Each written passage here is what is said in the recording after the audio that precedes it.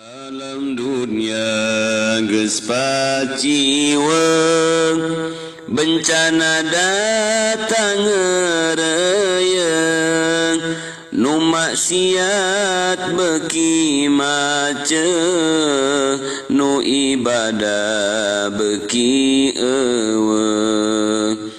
Alam dunia beuki keung, loba jalma nu malaweung, nu doraka beuki anteng, kana ibadah teu mayeng.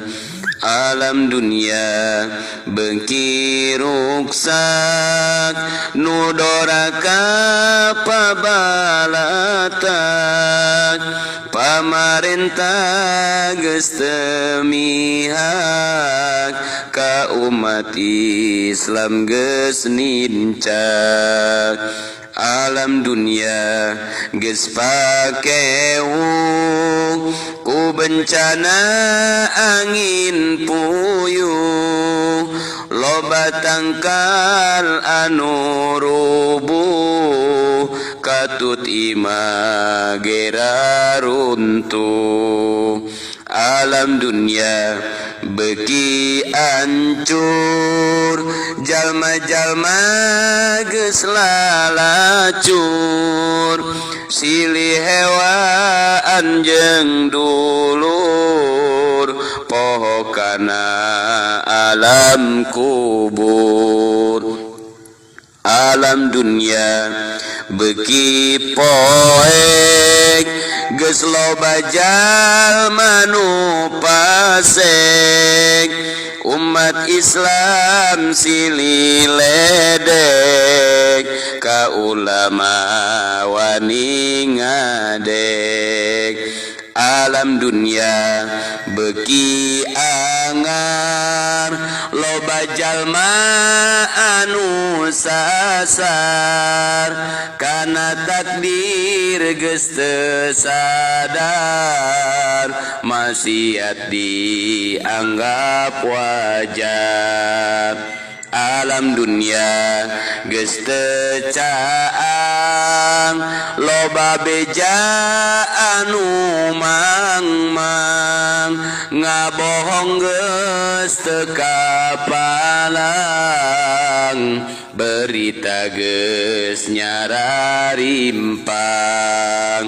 Alam dunia moal anger, pasti engke bakal ender, gunung bakal alalungger, manusia bakal lieur.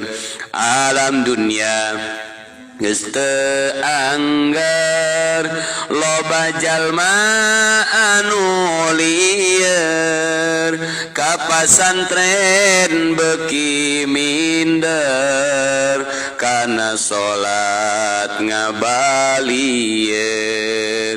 Dunia teh geus nini-nini, jalma maksiat warani, anu matak loba lini, akhirna jadi tsunami.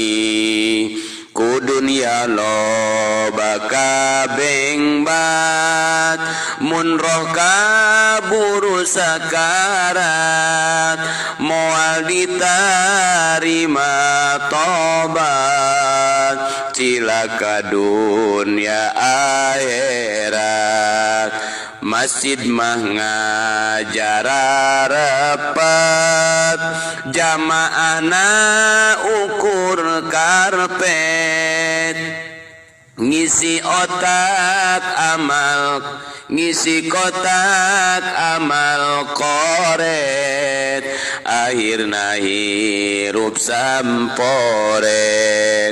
Dunia geus tereh kiamat, awewe ngaku muslimat, tapi tara nutup aurat, kade kaburu sakarat dunia geus tere kiamat hayu gancang geura tobat geura jauhan maksiat mebagya dunia akhirat Rabbana dhalamna anfusana